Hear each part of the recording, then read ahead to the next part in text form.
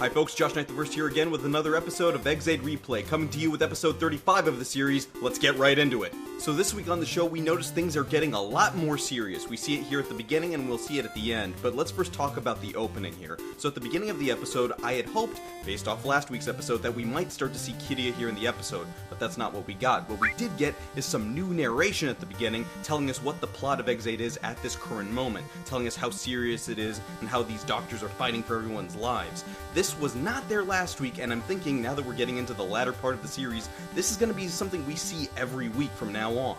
Now, that's not to say that we're not going to get Kiriya back. I think it comes down to one of two things. Either they were waiting for this week to show that, yes, he is going to show his face on screen again, or they're waiting for him to become a good guy, which I'm saying is an inevitability, but we'll talk more about that later on in this episode. Let's go ahead and talk about what happened at the beginning.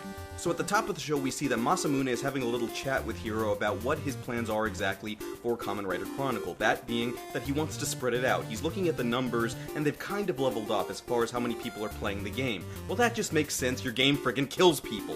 But that's besides the point. He wants more players in the game for the reasoning that he wants to rule the world. Yeah, very stereotypical. The funny thing about that is he makes this comment that with the game now being out there and with everybody being ruled by playing Kamen Rider Chronicle, there will be no need for doctors anymore. Now, that's a very kind of ham-fisted way of tying back the whole doctor thing into it. I think it was enough that the Bugster virus was what the doctors were having to treat in the first place, but now Masamune having to say that there's no need for doctors, that just seems a little weird for him. It seemed to make more sense that he was just focused on the gaming portion of things, but now him trying to say anything about doctors or what they do just doesn't really make any sense for his character. Now in that first scene, we do see that Hiro's still trying to further along his agenda of getting Saki back. Now for the bulk of this episode, he's sidelined, but we're going to see more about him at the end. They saved a lot for the end this week. Now in the first major fight we have in this episode, we see that Alhambra is back fighting a ride player there on the field who seems to be fighting to get people back who have gotten game over. This makes sense, people are still trying to achieve that.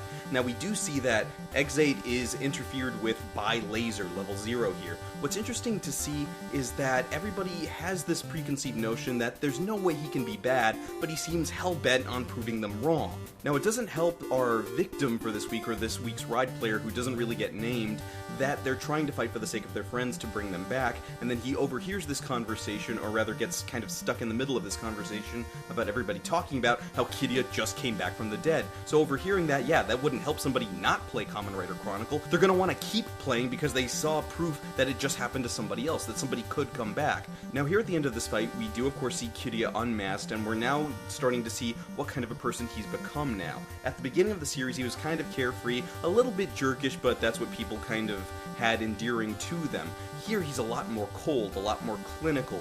He seems to have some remnants of the personality he used to have, but it seems that most of it is motivated by the fact that he owes Masamune Dan for bringing him back from the dead. Now naturally, Emu wants to disagree with this. He believes his friend is in there somewhere, there's got to be some reason for this, they can get over it. Kiriya, on the other hand, does seem to still have a lot of his wits about him. He asks Emu, well, what do you think about all of these people that have been lost so far? More to the point, why are you working with the guy who offed me? Now it's worth noting that Kuroto doesn't even care. He just kind of gives this knowing, look to him like, yeah, I did that, I totally offed you, I knew you could come back, but still, you know, he's got that smug look on his face, and admittedly, he is the bulk of the comic relief for this episode, especially the way he comes back and shows that he's got 94 lives this week. Aside from arguments about characterization, we can confirm at least two things about Kiriya this week. One being that he has a new copy of Boxo Bike, which happens to look the same, but is also level 0, so go figure. The other thing we can confirm, based off the way he came into the battlefield and left, he's a bugster, which confirms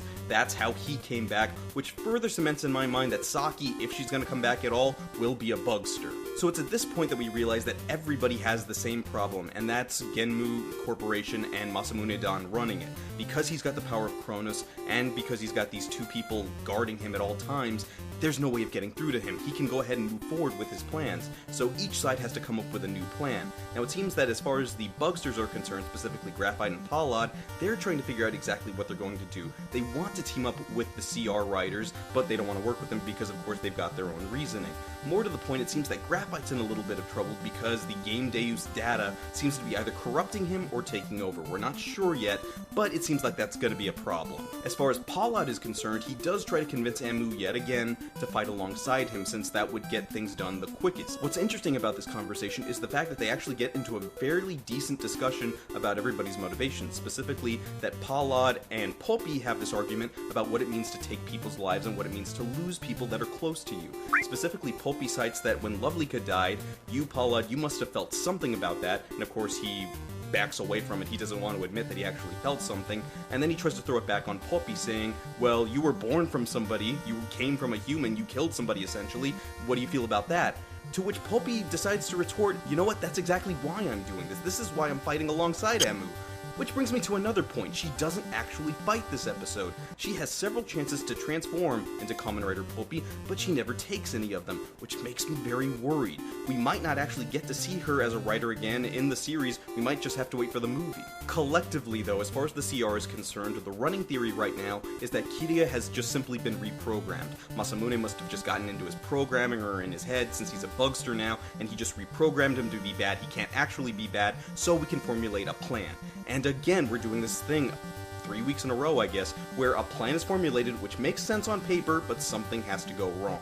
Now this of course is in relation to the last fight in the episode, but before we get into that, I do want to talk about this monologue that Emu gives to Kiriya about how he's affected his life. He tells him just how much it means to him that he told him those last dying words before he disappeared, all the way back in episode 12, that he's been using that as motivation to get through everything that's happened to him in the series, and that means a lot to him, and because of that, he's going to fight right now to protect his smile. Again, to me, that's a throwback to Kamen Rider Kuga, because in that series, the title character, Yusuke Godai, Kuga, fought to protect people's smiles, and here we see Emu carrying on that tradition. So I do believe that he's fully convinced that he can get this done, but again, we're gonna see something go wrong here. Now, if we weren't already convinced that Kiriya has changed in personality, we see some of it evidenced in the way he transforms, namely that kick that he would do.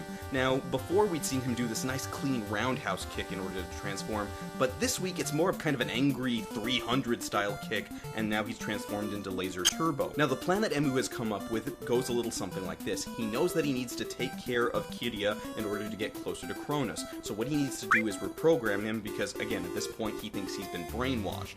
If he can reprogram him, then he has a better shot of getting at Kronos. Now, admittedly, Kronos is there on the sidelines, just kind of watching and intimidating, which is great for a villain, but he still presents a problem. Now, thankfully, Taiga on the side figured out and came to that same conclusion, so he decides to go ahead and take on Kronos, while Emu takes on Kiriya. And I guess I was wrong about one thing. Nico did show up as right player Nico to go ahead and help out Snipe in that fight with Kronos, so good on them for actually remembering she could transform. So that did seem to help out. Snipe was able to distract Kronos long enough for Exe to get that shot off, and not only take out Alhambra, but get that shot off and hit Laser Turbo with it. So with that, it seems that that would have fixed everything. He should have been reprogrammed. Or was he? No, the answer is no, he wasn't reprogrammed. It turns out he's been actually working of his own accord this whole time. He was never reprogrammed. Not only that, he really lays into Emu just how disappointed he is in him. That he tells him that, I trusted you with so much the day that I disappeared, and I come back to see you can't do anything by yourself, you know, really sticking it to him. Then what happens next is very questionable. After a bit of a scuffle, Emu is pulled in close by Kiriya, and Kiriya whispers something into his ear, to which Emu reacts visibly, and then screams to the heavens. Now the question here is, what did he tell him? Because we see Emu's reaction is quick, and it's angry. He tells him, oh, I'm no longer your friend anymore, and gives him a pretty good sock in the face. But what does it actually all mean? Now, there's two ways of going about this. One is that Kiriya told him something very hurtful or disturbing, because he references it later when everybody asks him, hey, what did he tell you? He says, oh, it's better that you guys don't know. And it's something that could have potentially hurt him on a deep level. The other thing, which I think is a little bit more likely, based off what happened with this kind of setup in Kamen Rider Drive a couple of years ago, is that Kiriya tells him that he's not actually evil, that he's just playing along right now, and he needs Emu to play along with him. That's at least my theory, and I'm going to stick to it for the time being. And we round out this week with seeing that new powers are going to be made available to two writers, namely Brave and Exe. So first, with Brave, we see that he's given the Toddle Legacy Gashot by Masamune, which should give him a level 100 power. Whereas back at the CR, Kuroto was able to complete the Hyper Muteki Gashot, which we'll see debut in the next episode, which will lead to Exe's power-up or his final form. Now, if you didn't think this episode was serious, you could definitely tell at the end, especially with that overlay of Emu and Kiriya, you know, the overlay showing, oh, it's on. It's like a fight in Vegas. So altogether, what does this mean? It means that we're getting into the final part of the series. Once that final form shows up, it's going to be a straight shot to the end. Yeah, it's going to be sad to see the series go, and I don't want to get ahead of myself, but this is something that needs to happen. Emu needs a power that's going to be able to defeat Cronus. But let's go ahead and talk about what we were given in this week's episode. So first, let's talk about Cronus's plan. Do you think it's a little too generic that he just wants to rule the world, or is that fine for him? Secondly, what about the Bugsters? What do you think is going to happen to Graphite? Do you think he's going to be overcome with the virus and actually become Game Deus, or is that going to be another way of eliminating him in the series again? And of course, let's not forget Kiriya's secret message to Emu. What do you think he said to him? Was it something empowering or something very debilitating? You tell me in the comments below. And of course, during the week, you can always talk to me on social media. On Twitter, I'm at JoshKnight1st. This has been episode 35 of Exade Replay. For episode 35 of the series, Rescue the Partner. I'm Josh Knight the First. I'll see you guys again next week.